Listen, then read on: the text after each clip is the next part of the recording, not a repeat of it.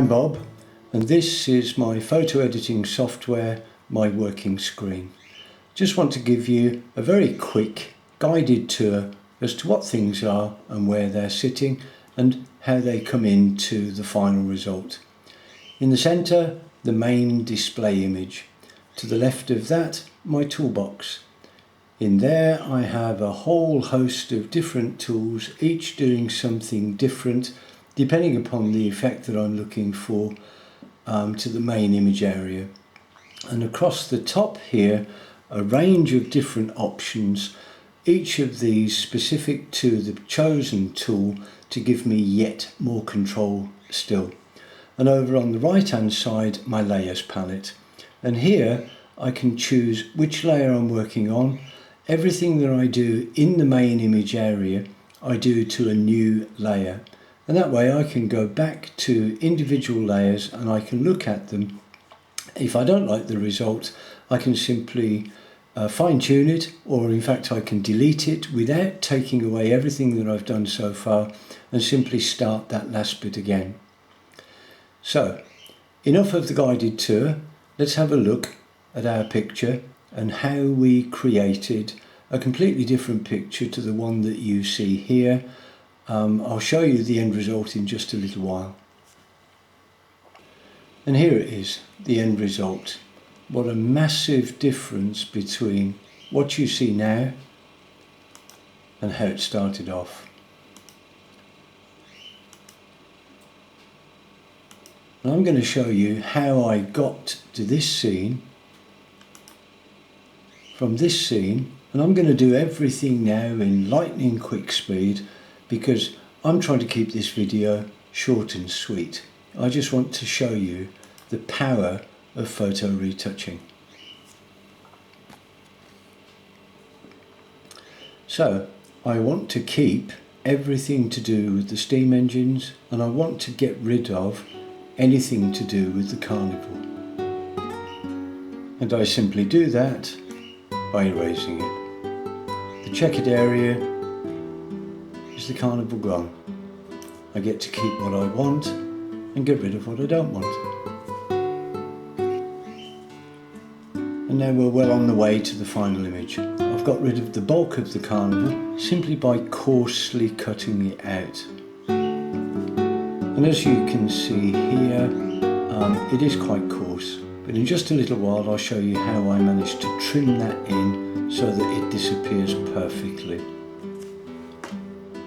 And here is my new background. This is the lawn in front of the houses where I live. Absolutely perfect as a new background for my new image. And here we can now really start to see it coming together. I roughly cut out everything to do with steam that I want to bring in on my new background, ready for the final image. So let's take a closer look at how we get rid of the rough cutout and cut it in more precisely. Okay, back on the original carnival image, I simply now want to erase the background. And I'm going to show you how I cut it in much more precisely.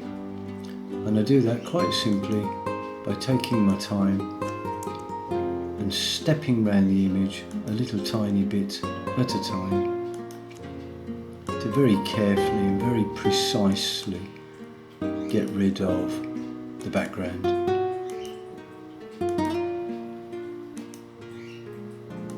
And do the same over here.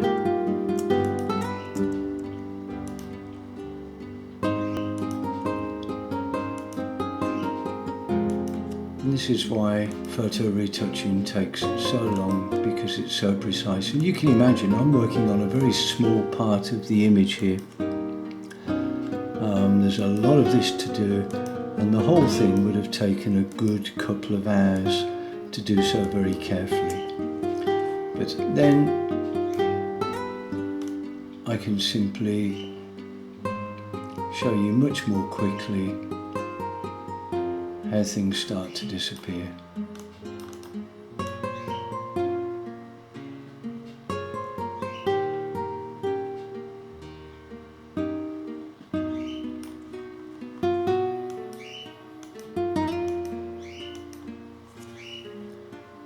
And here, even the paving slabs are starting to disappear, as you can see.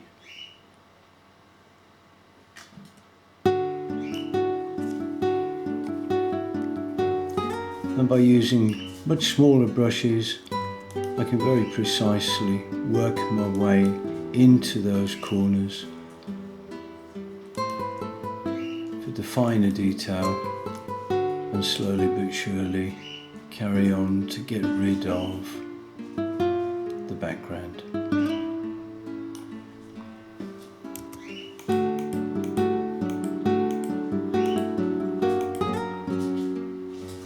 And here, our final image. What a big difference. We can see when we move into the tighter areas how all of the carnival background has disappeared, and we've worked it into our new image, replacing everything carnival with my front lawn, effectively moving the whole scene from Harborne to King's Norton to my front lawn. And by doing something very similar, let's move on, and I'll show you how copying and pasting helped me to create a ghost and fool a very good friend of mine very convincingly. Oh, what a laugh.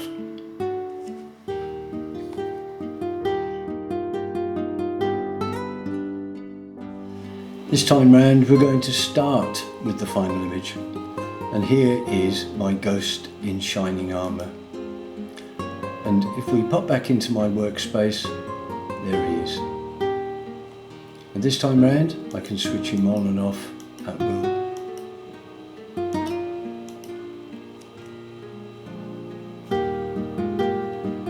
And here's my ghost, or at least how he started.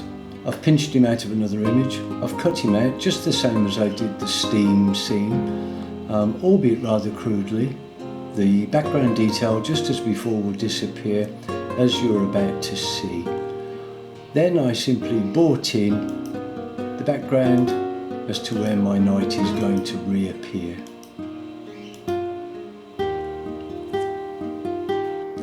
I simply then cleaned him up, as you can see here, got rid of all of the extra background, and I've started to work on the transparency, making him more like a ghost figure. And there he is, job done. My knight in shining armour.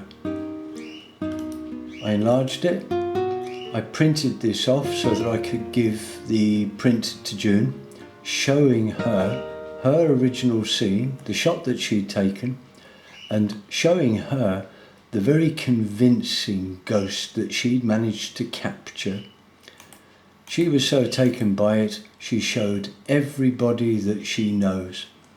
She really does believe that she's managed to capture a ghost.